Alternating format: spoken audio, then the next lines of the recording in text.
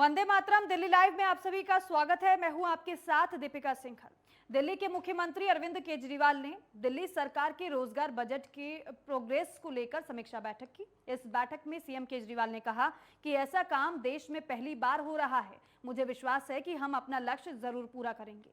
CM Kejriwal ने साथ ही कहा कि जिस तरह आज पूरा देश शिक्षा, स्वास्थ्य, बिजली, पानी को लेकर दिल्ली की तरफ देखता है, ठीक ऐसे ही हम रोजगार का समाधान भी देंगे। वहीं दिल्ली सरकार की रोजगार बजट की समीक्षा बैठक में सीएम अरविंद केजरीवाल ने कहा कि दिल्ली में नई नौकरियां, शॉपिंग, फेस्टिवल, मार्केट्स और औद्योगिक क्षेत्रों के रीडेवलपमेंट, रोजगार बाजार और दिल्ली बाजार जैसे कई नए प्रयोगों के द्वारा तैयार की जाएंगी। हालांकि इस बैठक में सीएम अरविंद केजरीवाल के अलावा दिल्ली के उप मुख्यमंत्री मनीष सिसोदिया, पर्यावरण मंत्री गोपाल राय, स्वास्थ्य मंत्री सत्येंद्र जैन और परिवहन मंत्री कैलाश गहलोत के अलावा मुख्य सचिव समेत कई विभागों के अधिकारी मौजूद रहे। वहीं दिल्ली के मुख्यमंत्री अरविंद केजरीवाल ने ट्वीट कर कहा है कि दिल्ली के बजट में रोजगार तैयार करने का रखा लक्ष्य, अगले 5 साल में 20 लाख रोजगार देने का लक्ष्य। तो बैठक के बाद मुख्यमंत्री ने ट्वीट कर बताया है कि इस बैठक में आखिर रहा क्या है, चर्चा क्या हुई है, किन किन विषयों पर चर्चा हुई है। कुल मिलाकर इस ट्वीट को आप देखेंगे तो समझ आएगा कि रोजगार को कैसे बढ़ावा दिया जाए, रोजगार कैसे डेवलप किया जाए, इसको लेकर आज की बैठक में चर्चा हुई है।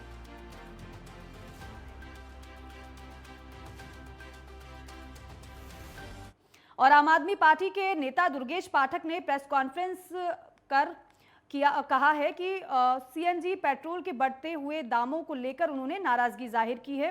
वहीं टैक्सी और ऑटो की समस्याओं को लेकर उन्होंने अवगत भी कराया है। उन्होंने कहा है कि 16 दिनों में 14 रुपए तक सीएनजी में उछाल आया है। साथ ही साथ कहा कि जिस हिसाब से पेट्रोल और सीएनजी के रेट में उछाल आ रहा है, ऑटो टैक्सी वाले भूखे मर जाएंगे। साथ ही साथ पहले परमिट पर मात्र 300 रुपए का पेनल्टी था, जिसे केंद्र सरकार ने बढ़ाकर 2500 रुपए कर दिया है। पहले टैक्सी के ऊपर 300 रुपए का होता था, उसको बढ़ाकर 5000 कर दिया गया। आप सोचिए कि जो लोग 200 रुपए, 300 रुपए, 400 रुपए पूरे दिन भर की कमाई करते हैं, वो 2500 और 5000 रुपए कैसे भरेंगे। ऐसा लगता है जैसे एक पूरी सुनियोजित साजिश चल रही है गरीबों के खिलाफ। आपने देखा होगा मुश्किल से पिछले 20 दिनों के अंदर सीएनजी के रेट 14 रुपए से ज्यादा बढ़ा दिए गए। और पूर्वी दिल्ली के कृष्णानगर स्थित तो Goyal hospital and urology centre में कृष्णानगर विधानसभा शाहदरा जिले के सौजन्य से निःशुल्क विशाल जांच कैंप और हेल्थ एटीएम मशीन और नमो सेवा केंद्र का उद्घाटन किया गया, जिसे बीजेपी दिल्ली प्रदेश अध्यक्ष आदेश गुप्ता ने किया।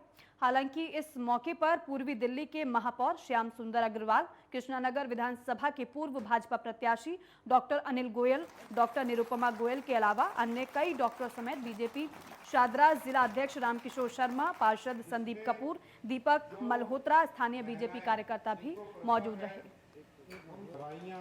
उनको पोषण ये उपलब्ध कराया जाता भारत सरकार। तो नमो सेवा केंद्र का उद्घाटन किया गया बीजेपी प्रदेश अध्यक्ष आदेश गुप्ता के द्वारा।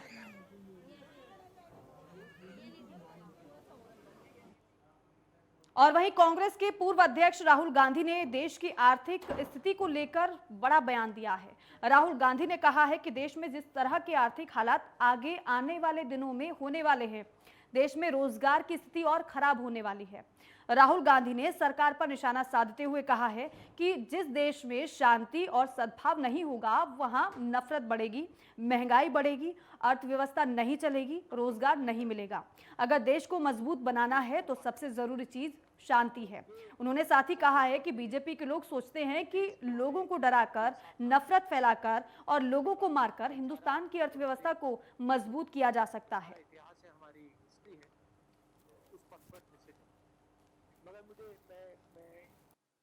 आज जो यादव जी ने कहा उससे मैं सहमत हूँ कि देश की हालत बहुत खराब है, नफरत फैलाई जा रही है और देश को बांटा जा रहा है, और ये हम सबके सामने ये लड़ाई है। देश को हमें एक साथ लाना है।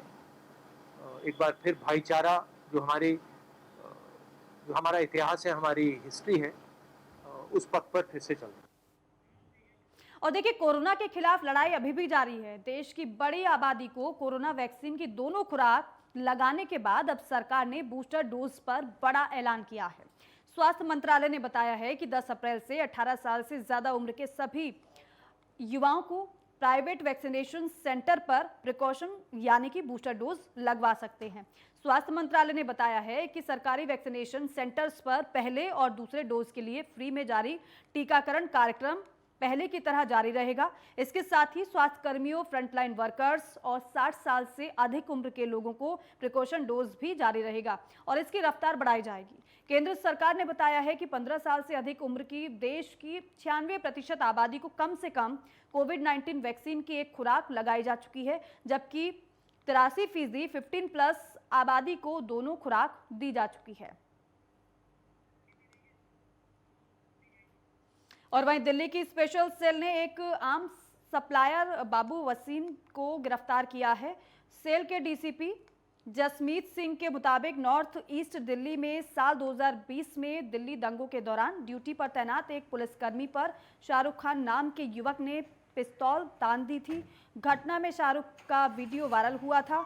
आपको बता दें कि शाहरुख ने गिरफ्तारी के बाद खुलासा किया था कि उसे पिस्टल बाबू वसीम ने मुहैया कराई थी। शाहरुख की गिरफ्तारी के बाद से ही बाबू वसीम 2 साल से फरार चल रहा था। गिरफ्तार आरोपी वसीम के पास से पुलिस को 5 जिंदा कारतूस के साथ 32 बोर की एक सेमी ऑटोमेटिक पिस्टल भी बरामद हुई है। आपको बता दें कि आरोपी बाबू वसीम पर हत्या के प्रयास, पुलिस पर जानलेवा हमले और डकैती समेत 7 मामले दर्ज हैं।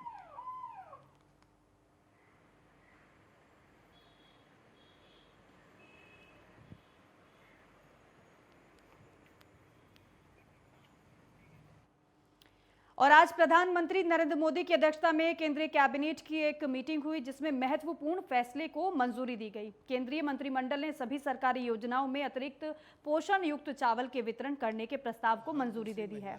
केंद्रीय मंत्री अनुराग ठाकुर ने कहा कि प्रधानमंत्री नरेंद्र मोदी की अध्यक्षता में गुरुवार को हुई मंत्रिमंडल की बैठक में इस संबंध में एक प्रस्ताव को मंजूरी मिली है। उन्होंने ये भी बताया है कि इस संबंध में आपूर्ति और वितरण के लिए भारतीय खाद्य निगम और राज्यों की एजेंसियों ने पहले की 88.65 लाख टन अतिरिक्त पोषण युक्त चावल की खरीद कर ली है। इस दौरान अनुराग ठाकुर ने कहा कि इसे लक्षित सार्वजनिक वितरण प्रणाली के माध्यम से अमल में लाया जाएगा। इसके साथ ही साल 2024 तक चरणबद्ध तरीके से सभी राज्यों और केंद्र शासित प्रदेशों में इसको लागू किया जाएगा। हर दूसरी महिला नेशनल फैमिली हेल्थ सर्वे 4 के सर्वेक्षण के अनुसार देश में हर दूसरी महिला अनिमिक है, हर तीसरा बच्चा स्टंटेड है और हर चौथा बच्चा कुपोषित है। इसे दूर करने के लिए खाने में इन तत्वों की आवश्यक मात्रा में सप्लाई मिलनी चाहिए। इसी परिप्रेक्ष्य में आपको ज्ञात होगा, माननीय प्रधानमंत्री जी ने 15 अगस्त 2021 को स्वतंत्रता दिवस के अवसर पर राष्ट्र को संबोधित करते हुए ये घोषणा की थी कि वर्ष 2024 तक देश में गरीब परिवारों को विभिन्न योजनाओं के अंतर्गत दिए जाने वाले चावल को 100% फोर्टिफाई किया जाएगा। राइस फोर्टिफिकेशन की इस प्रक्रिया में मानव शरीर के लिए आवश्यक iron, folic acid, vitamin B12 की आपूर्ति हो सकेगी।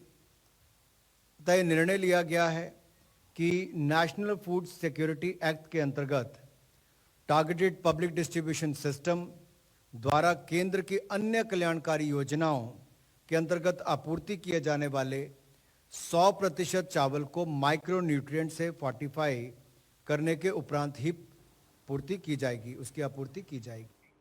और शहरी कार्य मामलों के राज्य मंत्री कौशल किशोर ने प्रेस कॉन्फ्रेंस की। वहीं डॉक्टर अंबेडकर के विचारों का कुछ राजनीतिक पार्टियों ने राजनीतिकरण किया और उनके विचारों को कुछ समाज तक बांधकर रख दिया, उनकी तरफ से ये कहा गया। वहीं 13 अप्रैल को अंबेडकर जयंती के उपलक्ष्य में प्रधानमंत्री नरेंद्र मोदी के द्वारा पूरा कार्य करने का लक्ष्य रखा गया है। हालांकि SC ST समाज समेत हर वर्ग, गरीब, वंचित, पिछड़े, शोषित वर्ग को आगे लाकर मुख्यधारा से जोड़ने का काम किया जा रहा है। उत्तर प्रदेश के अंदर हमारे 4 बार बीएसपी की सरकार बनी, जिन्होंने नारा दिया था बाबा साहब का मिशन अधूरा, बीएसपी करेगी पूरा। उस मिशन पे कोई काम करने का काम नहीं किया और मिशन क्या था इस संबंध में भी बताने का काम नहीं किया। तो 4 बार सरकार बनने के बाद भी की सीट, विधायक की सीट मिली, जबकि 10 सांसद अभी इस समय हैं, उसके बाद भी 1 सीट मिली। इसका मतलब वोटर जो है उसका विश्वास बीएसपी से इसलिए ख़त्म हो गया क्योंकि वो अम्बेडकर के मिशन पे काम ना करके धोखा देने का काम किया। और फिलहाल हम रुक रहे हैं एक छोटे से ब्रेक के लिए, फौरन लौटेंगे।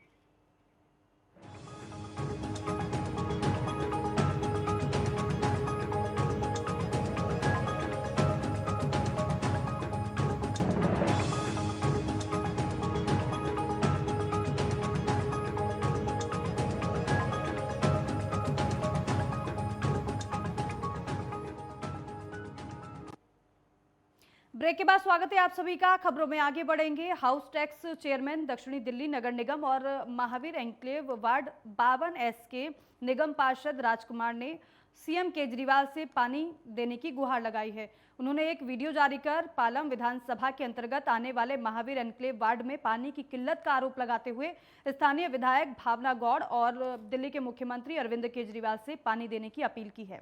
उन्होंने अपनी जारी वीडियो में पानी को लेकर सीएम केजरीवाल पर राजनीति करने का आरोप भी लगाया है। सुनिए। विधानसभा की विधायक भावना गौड़ जी से हाथ जोड़ के विनती करता हूं कि ये छोटी और ओछी राजनीति से उठकर क्षेत्र में जो पानी की हाहाकार त्राहिमाम जो हो रखी है, पानी की पूर्ति करें और टैंकरों का पानी बेचना बंद करें और लाइनों में पानी दें। क्षेत्र में इतना बुरा हाल है, पानी के लिए लोग प्यासे तरस हो रहे हैं। और शादरा के जगतपुरी थाना क्षेत्र में हत्या के एक मामले में जेल से पैरोल पर बाहर आए युवक को बदमाशों ने गोली मार दी। गंभीर हालत में युवक को अस्पताल में भर्ती कराया गया है, जहां से उसे जीटीबी अस्पताल के लिए रेफर कर दिया गया। फिलहाल पुलिस ने मामला दर्ज कर लिया है। सीसीटीवी के आधार पर जांच शुरू कर दी गई है।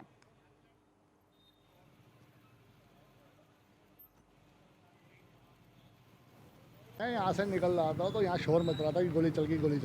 जैसे यहाँ पता लगा तो एकदम भीड़ हो गई, तो अपना मौके पर किसने पुलिस को बुलाया, उसको हॉस्पिटल ले गए। लड़के को ये नहीं पता लगा कौन है और किसने चलाई गोली अभी तक नहीं, लेकिन पुलिस अपना काम मुस्तैदी से कर रही है यहाँ पर। अच्छा, जो लड़का है जिसके गोली लगी है, कोई गोलू नाम बताया जा रहा है, उसका क्या है और कहाँ का रहने वाला, कुछ अभी तक पता चला? ये अभी कुछ नहीं पता, बताया जा रहा है कि कोई सब्जी मंडी है, उस सब्जी मंडी में रहता है। कौन है क्या है इसका भी कोई पता नहीं। कितनी गोलियाँ लगी उसके? पता नहीं भाई, अभी पता नहीं है। कुछ आइडिया कि कहाँ लगी हो या जब पता ही नहीं। यहाँ पर जब यहाँ लोग आए सिर्फ अंधेरा ही था और यहाँ सन्नाटा फैल चुका था गोली चलने के बाद। और नई दिल्ली रेलवे स्टेशन पर आग लग गई। ये आग प्लेटफॉर्म नंबर 4 और 5 पर लगी है, जिसके बाद दमकल की गाड़ी मौके पर पहुंच गई है और आग बुझाने की कोशिश में जुट गई है। हालांकि स्टोर में रखा सारा सामान जलकर राख हो गया है। हादसे में किसी के हताहत होने की खबर नहीं। Platform number 4-5। और दिल्ली के बादल थाना क्षेत्र में दोपहर मुठभेड़ के बाद आउटर नॉर्थ जिले के स्पेशल स्टाफ ने एक घोषित अपराधी को गिरफ्तार किया है। जिले के डीसीपी ब्रजेंद्र यादव के मुताबिक आरोपी की पहचान अमित के रूप में हुई है। वो सन्नी विकी गैंग का सक्रिय सदस्य है। मुठभेड़ के दौरान आरोपी ने स्पेशल स्टाफ के इंस्पेक्टर सचिन मान और आशीष दुबे की टीम पर फायरिंग की, जिसके बाद जवाबी कार्रवाई में पुलिस टीम ने भी 3 राउंड फायरिंग किए और आरोपी को पकड़ लिया। आरोपी के कब्जे से एक पिस्टल, 3 देशी तमंचे, 3 जिंदा कारतूस और चोरी की बाइक बरामद हुई है। आरोपी कई गैंगस्टर को हथियार भी सप्लाई करता था। आज दोपहर समयपुर बादली थाना क्षेत्र के अंदर अमित एलियस सोनू नाम के बीसी को गिरफ्तार किया गया। इसके पास से 3 कंट्री मेड पिस्टल्स और एक सोफिस्टिकेटेड पिस्टल भी बरामद हुआ है। गिरफ्तारी के दौरान इसने पुलिस पार्टी पे एक राउंड फायर किया और जवाबी कार्रवाई के अंदर पुलिस को भी 3 राउंड फायर करने पड़े। अंततः इसे काबू में किया गया और गिरफ्तार कर लिया गया। इसके यहाँ पे काफ़ी अवांछित तत्वों के साथ में गहरे ताल्लुकात थे। यह हथियार सप्लाई करने का काम भी उनको किया करता था। बताया जा रहा है कि ये सनी विक्की गैंग का भी मेंबर था। इसी गिरफ्तारी के साथ ये आशा की जाती है कि पुलिस को अपराध के ऊपर अंकुश करने में काफ़ी मदद मिलेगी। और दिल्ली के बाल भारती पब्लिक स्कूल राजेंद्र नगर पर अभिभावकों ने धरना प्रदर्शन किया। स्कूल प्रशासन द्वारा बढ़ी हुई फीस को वसूलने के चलते ही धरना प्रदर्शन किया गया। परिजनों का आरोप है कि जिन बच्चों की फीस नहीं भरी गई है, स्कूल प्रबंधन ने उन बच्चों का रिजल्ट रोक लिया है। पास हुए बच्चों को अगली क्लास में नहीं बैठने दिया गया है, उन्हें क्लास से बाहर निकाल दिया गया है। अभिभावकों का कहना है कि बढ़ी हुई फीस के लिए स्कूल ने कोर्ट से अपील की थी जो कि मामला कोर्ट में अभी पेंडिंग है और अभी स्कूल को स्टे नहीं मिला है, मगर स्कूल प्रबंधन अपनी मनमानी कर रहा है। हमारा मैटर ये है कि हमारे बच्चों को हम लोग अभी तक इस पूरे पैंडेमिक में ट्यूशन फीस पे करते आए हैं, जिसको DOE का गवर्नमेंट का ऑर्डर कहता है 1 जुलाई का कि आपको 15% ट्यूशन फीस, 15% एनुअल और डेवलपमेंट चार्ज पे डिस्काउंट देना जरूरी है। बाल भारती उस चीज़ का आधी चीज़ तो मानता है, एनुअल डेवलपमेंट को तो 15% देता है, पर ट्यूशन फीस में कोई डिस्काउंट नहीं देता। रादर उसने ट्यूशन फीस बढ़ाई, लेकिन जब पेरेंट्स की मेल जाने लगी तो उसको सेकेंड क्वार्टर में इन्होंने रिवर्ट किया। डिस्काउंट के नाम पे हमें कुछ नहीं दिया, सिर्फ बढ़ी हुई फीस वापस लेके दिखा दिया कि चलो बस यही है। अब हम लोगों को 4 तारीख को हमारे बच्चों का रिजल्ट था, हम रिजल्ट देने पहुंचे बच्चों के साथ। क्लास टीचर्स को इंस्ट्रक्शन थी, उन्होंने बोला कि आपके बच्चों का रिजल्ट हमारे पास नहीं है क्योंकि आपने फीस नहीं दी। जाइए अकाउंट सेक्शन में फीस क्लियर कीजिए, रिसिप्ट लाइए और फिर आप रिजल्ट ले जाइए। कोई आइडिया नहीं है कि इन बच्चों को हम कैसे बचाएंगे। या हम बच्चों को पढ़ने के लिए भेज रहे हैं या टॉर्चर होने के लिए हम खुद नहीं जान पा रहे। यहाँ जितने पेरेंट्स हैं सबकी अलग कहानी है। किसी का ये देखिए बच्चे को बाहर खड़ा किया है, ये हालत है यहाँ पर, बच्चे ऐसे बिलख रहे हैं। पाएगा क्योंकि अप्रूव फीस स्ट्रक्चर के हिसाब से जो मैंने बोला है स्कूल को देने के लिए, मेरे को 3 एग्जैक्ट 15% रिबेट चाहिए as per court order. Tuition fees, development charges and annual charges, उस पर 15% का रिबेट तीनों पे देंगे। मैं फीस का चेक अभी के अभी दूंगा, स्कूल की मनमानी में नहीं चलने दूंगा। अपने बच्चों को मैं रोज ऐसे बेसरूंगा, चाहिए मेरे को नेक्स्ट क्लास का सेक्शन दे या ना दे। और दिल्ली के एक निजी होटल में अंतर्राष्ट्रीय सौंदर्य प्रतियोगिता कॉस्मोस इंडिया ने दलबल के साथ एक शानदार शुरुआत की है। इस मौके पर कंपनी ने लोगो लॉन्च किया है। मिस्टर कॉस्मोस इंडिया का आयोजन 2023 की पहले महीने में बेंगलुरु में होगा। ये अपनी तरह का एक अनूठा प्रयोग है। भारत और भारतीय मूल की विवाहित महिलाओं को अपनी प्रतिभा दिखाने के लिए एक मंच उनको प्रदान किया जाएगा। ये भारत के प्रमुख फैशन कोरियोग्राफर और विश्व स्तरीय पर प्रख्यात मॉडल ट्रेनर विनय गुप्ता के द्वारा किया गया है। वहीं इस प्रोग्राम में मशहूर बॉलीवुड सिंगर कमाल खान भी पहुंचे और उन्होंने अपने सिंगिंग का जलवा भी बिखेरा और रैंप वॉक पर प्रतिभागियों ने अपना हुनर भी दिखाया। आपको बता दें कि इस प्रतियोगिता में दुनिया भर के 60 फाइनलिस्ट शामिल होंगे। ऑडिशन के माध्यम से शॉर्टलिस्ट किया जाएगा और प्रतिष्ठित खिताब के लिए लड़ने के लिए अपने वर्तमान देश का प्रतिनिधित्व करेंगे। वहीं इस मौके पर मशहूर सिंगर कमाल खान ने बताया कि आज इस फैशन शो में उन्हें बुलाया गया है, जिसमें उन्होंने अपने द्वारा गाए गए गानों का जलवा बिखेरा। वहीं इस मौके पर उन्होंने बताया कि उनका एक नया गाना आने वाला है जो एसिड अटैक पीड़ित महिलाओं के लिए है। काफ़ी अच्छा गाना है, जल्दी रिलीज होने वाला है। उन्होंने ये भी कहा है कि अगर आप जब भी किसी काम की शुरुआत करते हैं तो अपनी ईमानदारी के साथ उस काम को हमेशा करें, उसमें सफलता ज़रूर मिलती है।